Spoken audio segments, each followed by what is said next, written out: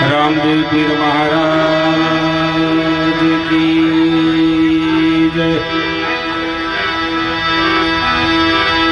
आद्य शक्ति अम्बे मात की जय। बहुचर मात की जय। नमः पार्वती पति हर हर महादेव महादेव।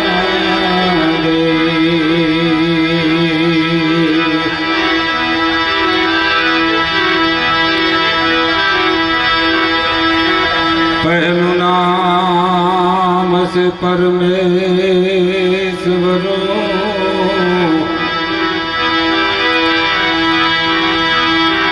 जन जग माड्यो से आ बधु जोई। नर मूर्ख तो भजन सत्संग मां कहीं समझे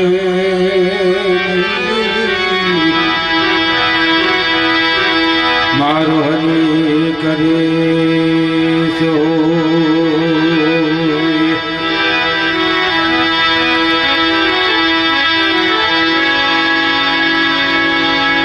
संत न हो दया संसार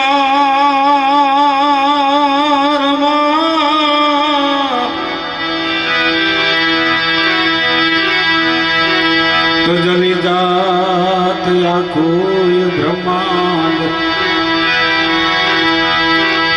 पण ज्ञान के दी लहर से ठारत ठाम ठाम।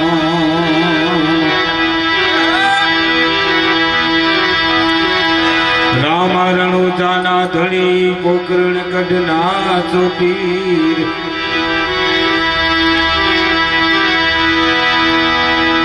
रामारणु जाना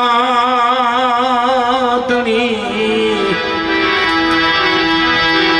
अन पोकरण कढ़ना सो तम पीर। एवी अर्जी सुनी मेरा बधार जो वीरा वीर देना वीर। और जी सुनी मेरा बधार जो वीरा वीर देना वीर। रामदेव पीर महाराज की ज्योत नु प्रमाण ये संतो महापुरुषों बहु आप्યું છે।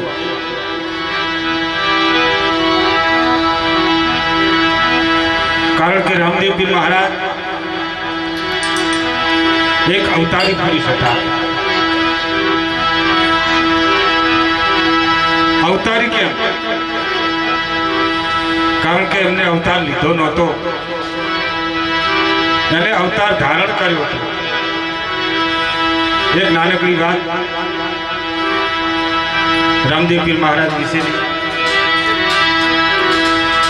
के रણુજાના राजा अजमल राय पोते वांच्या था। एमने कोई संतान नहोतुं। एक दिवस एमना पत्नी मिलन देवीए कीधुं के प्रभु आवडું મોટું આપણું રાજ नौकर चाकर दास दासियों आटली राज मिलकत हीरा मोती अने अनु कोई भोगववा वाळुं नहीं। अजमल राजा के पण हूँ शुं करूं? गमे ते करो पण आपणे संतान तो जोईए। ए दिवसथी अजमल राजाए पोताना मनमा गांठ वारी लीधी के गमे ते थाय पण भोळानाथने प्रसन्न कर्या सिवाय आ घेर आवવું નથી। એમને ઘોર તપસ્યા કરી મહાદેવજીની તપસ્યા કર્યા પછી મહાદેવજી એમને પ્રસન્ન થયા કે બોલો બોલો અજમલ રાય, તપસ્યા કરવાનું કઈ કારણ? કે પ્રભુ મારું આવડું મોટું રાજ માલ મિલકત, દાસ દાસીઓ, હીરા જવેરા મારી પાછળ કોઈ ભોગવવા વાળું નથી. તો એક સંતાનની જરૂર છે. ત્યારે ભોળાનાથે કીધું કે અજમલરાજ, તમે કીધી બધી વાત સાચી, પણ આ કામ મારું નથી. કારણ કે હું તો દેવોનો મહાદેવ છું. હું જન્મ લેતોય નથી, હું મરતોય નથી. પણ કદાચ તમારા આ વચનનું ઉલ્લંઘન કદાચ દ્વારિકાનો ધીશ કૃષ્ણ ભગવાન નહીં કરે. થોડા દિવસ એમની પૂનમો ભરજો, એ જરૂરથી તમારી મનની આશા પૂરી કરશે. અજમલ રાજાએ 12 પૂનમો ભરી અને 13મી પૂનમે દ્વારકાધીશ નાથ અજમલ રાજાને પ્રસન્ન થયા અને કહ્યું કે અજમલ રાજ, મારી આ પૂનમ ભરવાનું કઈ કારણ? કે પ્રભુ, હું વાંચ્યો છું, મારે કોઈ સંતાન નથી. અને ભોળાનાથે મને કીધું છે કે તમારે સંતાન જોઈતું હોય તો દ્વારિકાના નાથ કૃષ્ણ ભગવાન પાસે. એટલે પ્રભુ, હું આશા લઈને આવ્યો છું. એટલે દ્વારિકાધીશે કીધું કે અજમલ રાજ, તમારી ભક્તિ જોઈને હું ખૂબ પ્રસન્ન થયો છું. જાઓ, તમારે ત્યાં સંતાન થશે. આજથી 9 માસે અને 9 દિવસે તમારે ત્યાં પુત્રનો જન્મ થશે. પણ કે પ્રભુ, એવું નથી તો કે મારા રાજસ્થાનની અંદર ચોર, લૂંટારા, ડાકુઓ અને રાક્ષસોનો એટલો બધો ત્રાસ વધી ગયો છે કે કોઈ અમારા માણસની એ કંઈ વશ થાય એમ નથી. તો કે શું કરું? તો કે તમારે જાતે જ આવવું પડશે. વચને બંધાયેલા દ્વારિકાધીશે અજમલ રાજાને કીધું કે અજમલ રાજ,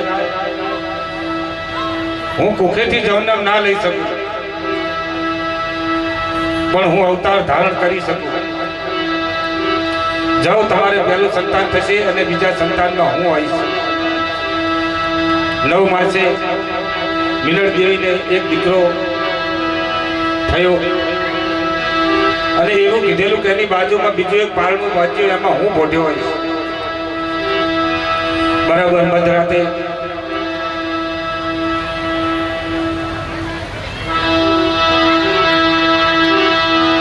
મિલન દેવીને પુત્રનો જન્મ થયો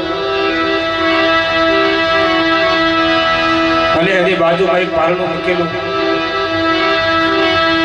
એ પારણામાં પોતે દ્વારિકાધીશ પોઢેલા. એટલે કહેવાનું મારું શું કે દ્વારિકા નાથને જો આ અજમલ રાજાની ભક્તિ ઉપર વિશ્વાસ રાખી અને ત્યાં રણુજામાં આવવું પડ્યું હોય તો કેટલો મહાન હશે, કેટલો શક્તિશાળી હશે. અખિલ બ્રહ્માંડના નાથને જો ત્યાં આવવું પડ્યું હોય, પોતાની સોનાની દ્વારકા છોડી અને ત્યાં આવવું પડ્યું હોય, એ વેળાનું હરજી પાટીએ લખેલું એક નાનકડું ભજન. એવા છોડીને દીધી રે જેને, એ છોડીને દીધી, એવા મેલી રે દીધી જેને, મેલી રે દીધી આ સોનાની દ્વારકા છોડી, સોનાની દ્વારકા છોડી.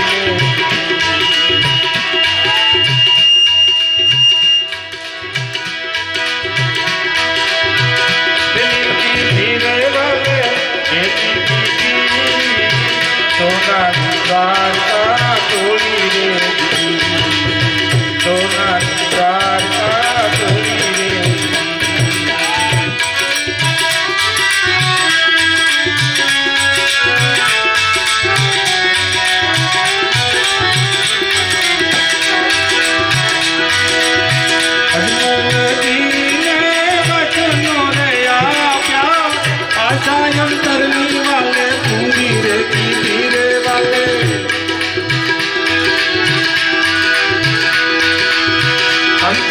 પગલે પોતે પધાર્યા, ભલા મીરા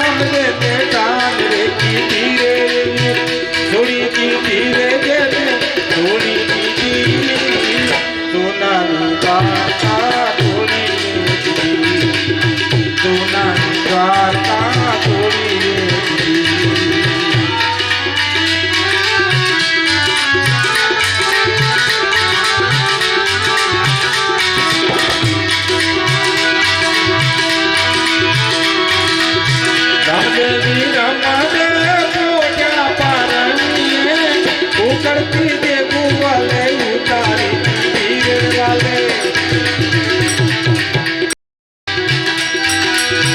માતા મિનર દે પિતાય જમલજી ચકલી મારી નીચે વધાયું રે દીદી વધાયું રે દીદી થોડી દીધી રે જેને થોડી દીધી સોનાની વાર્તા થોડી રે દીદી સોનાની વાર્તા થોડી રે દીદી દિલી દીધી રે બાલે દિલી દીધી સોનાની વાર્તા થોડી રે દીદી સોનાની વાર્તા થોડી રે દીદી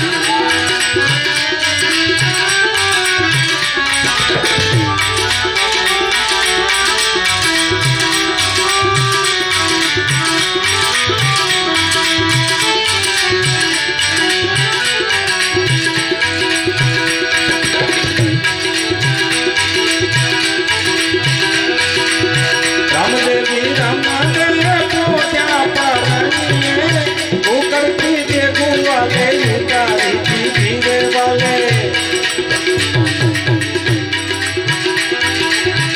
તમારે હાથની ચાટણી બિચારી તમારા બાપાની એને ગબરું રે દીધી રે થોડી દીધી રે થોડી દીધી સોનાની વાર્તા થોડી સોનાની વાર્તા થોડી